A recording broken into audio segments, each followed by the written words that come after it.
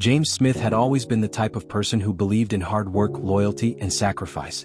He wasn't rich, he wasn't famous, but he was a man of integrity, doing his best to build a life for his family. His story wasn't unlike any other. It was the story of a man trying to do right by those he loved. He met Clara when he was in his early 20s. She was everything he wanted in a partner: smart, funny, loving, and beautiful. Together they formed the perfect team. James, a dedicated man who worked long hours as an office manager, and Clara, a woman with dreams of becoming more, of finding success and making a name for herself. They married young, full of hope and ambition. Shortly after, they had a son, Ethan, a bright-eyed 4-year-old boy who brought endless joy into their lives. But James wasn't content with just the everyday grind. He wanted more. He wanted a life that didn't just survive, he wanted a life that thrived. He wanted to give his family something better, something more substantial than what they had. Clara too had dreams that went beyond the small town they lived in. She dreamed of studying abroad, furthering her education, and building a successful career.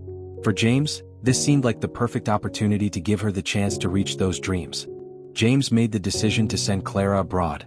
It was a choice that would shape the course of his life forever. He didn't have much, but he knew one thing. For Clara to have a future, she had to get the education she needed. And so, after months of planning and saving, he sold his car, emptied his savings, and worked countless overtime hours at his job. It was all to make sure Clara had everything she needed to study abroad. It wasn't easy, but James didn't hesitate. He knew what was at stake. This was for their future, for the future of his family. Clara left for Europe, full of excitement and hope. The plan was simple. She would study, build a career, and after she had settled, she would send for James and Ethan to join her. They would start a new life together. James kept telling himself that it was all going to be worth it in the end. He just had to wait. At first, things seemed to be going well. Clara called regularly, often late at night after finishing her studies and settling into her new routine. James would hear her voice and it would ease his mind. She'd tell him about her classes, the people she was meeting, the new experiences she was having. And through it all, James continued to take care of everything back home, working long hours to pay the bills and raising Ethan by himself. But as the months went by, something began to change. Clara's calls grew less frequent. James told himself it was just a phase, that she was busy with her studies or overwhelmed by her new life. Maybe she was just too tired to talk. He understood, it wasn't easy starting over in a foreign country. He reminded himself that this was all for their future, and that once Clara had her career set, she'd send for them. However, the silence grew longer. At first, it was just a few days here and there. But then the weeks stretched into months without any word from Clara. James was starting to feel the weight of the silence. His days became longer, his nights lonelier. He was exhausted from juggling work, raising Ethan, and taking care of the house. The responsibility of it all began to wear on him. But he refused to let his feelings of isolation show. He kept telling himself that Clara was just busy, too busy to call, too busy to write. It was the price they had to pay for a better future. Ethan, growing older and more aware of the absence of his mother, started asking questions James didn't know how to answer. "When is Mommy coming home?" he'd ask. James could feel his heart ache every time the question came up. He didn't have an answer, but he smiled and told his son that Mommy was working hard for them, that she would be home soon. Still, there was no word from Clara. James would call her, but the calls went straight to voicemail. He sent her messages, but they went unanswered. Every time he heard her voicemail greeting, it was like a dagger in his heart. The voicemail was always full, leaving no room for his messages. He kept calling, kept hoping that she would return the call, but it never came. He began to question whether something was wrong. Was she sick? Was she in trouble? He had no way of knowing. But despite all the questions in his mind, James refused to believe the worst. He convinced himself that this was just a rough patch and that things would soon get better. Months turned into a year and still there was no word. James couldn't help but feel betrayed. He was pouring his heart into raising their son, taking care of everything, working endless hours, and yet there was nothing. His energy was draining and the weight of it all seemed unbearable. Then, nearly 2 years after Clara left, something unexpected happened. James received a letter. It was delivered by a courier, a man on a motorcycle who handed it to him in person. The envelope was unmistakable. It was Clara's handwriting. James's heart skipped a beat. He hadn't heard from her in so long, and now, finally, she had sent him something. For a brief moment, he felt a wave of relief wash over him. Finally, he thought the wait was over. She was reaching out. She hadn't forgotten him. She hadn't abandoned them. But that was when the nightmare truly began. James wasn't in a hurry to open the letter. He stood in his doorway for a few seconds, staring at the envelope in his hands. His heart was racing, his hands shaking. He didn't want to tear it open too quickly. He wanted to savor the moment, to take it all in before he read the words that would change his life forever. He walked inside, closed the door behind him, and sat down at the kitchen table. The house was eerily quiet. Ethan was playing in the living room, unaware of the storm that was about to hit. James took a deep breath, looked down at the letter, and slowly began to open it. The paper crinkled under his fingers as he unfolded it. The words inside the letter didn't make sense at first. He read them over and over, but the meaning wasn't registering. Clara, his wife, was telling him something he couldn't comprehend. She was telling him that she wasn't coming back. "James," she wrote, "I'm sorry.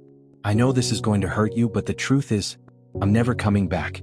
I've made a life for myself here, and it's time for me to be honest with you. Our son isn't yours." The words hit James like a slap to the face. He couldn't breathe. He read the lines again and again, trying to make sense of them. His mind was in a frenzy. What? Our son isn't mine? How could this be happening? How could Clara do this to him? But it wasn't just that. Clara went on to tell him that she had already made arrangements for their son to go live with her sister. She had been planning this for months. She had already arranged for their son to join her, along with her ex, the biological father of their son, the man she had been with before James. And now they were all going to start a new life together in Europe. James couldn't breathe. His hands were trembling as he held the letter in his hands. The world around him seemed to collapse at that moment. All the sacrifices he had made, the years of hard work, the money he had spent, the love he had given, the dreams he had built, all of it was meaningless. Clara had been lying to him all along. The woman he had trusted, the woman he had supported, had betrayed him in the most devastating way. But it didn't stop there. The letter wasn't just a confession. It was a farewell. Clara told James that she would never come back. She asked for his forgiveness, told him to move on with his life, and said that she hoped he would find happiness again. For James, reading those words was like a punch to the gut. The love of his life, the woman he had trusted more than anyone, was gone. She wasn't coming back. His son wasn't even his. Everything he had worked for, everything he had sacrificed, was nothing more than a cruel joke. He could barely process it. He sat there, staring at the letter, trying to make sense of it all. His mind raced. What? How could she do this to me? What have I done to deserve this? The pain was overwhelming. He couldn't stop shaking. His head was spinning. The tears that had been building up for so long now flowed freely. He felt like his world was falling apart. Days passed and James fell deeper into despair. He struggled to understand what had happened. Why had Clara done this? Why had she abandoned him and their son? A week later, James woke up in a hospital bed. He couldn't speak. His body was stiff, paralyzed. His mind was foggy. He tried to move, but his body wouldn't obey. He couldn't remember how he got there. His head was a blur, and he couldn't recall the events that had led up to this moment. Was it the shock of the letter that had caused this? Was it the emotional toll of the betrayal?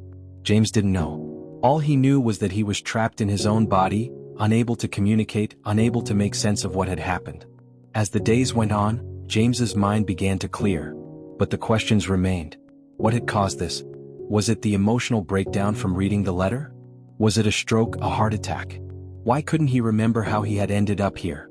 And who or what was responsible for this? The answers were elusive. All James could do was lie there, staring at the ceiling, wondering what would happen next. But deep down he knew one thing for certain. His life would never be the same. And so, the story of James Smith ended here, for now. His world was shattered, his future uncertain.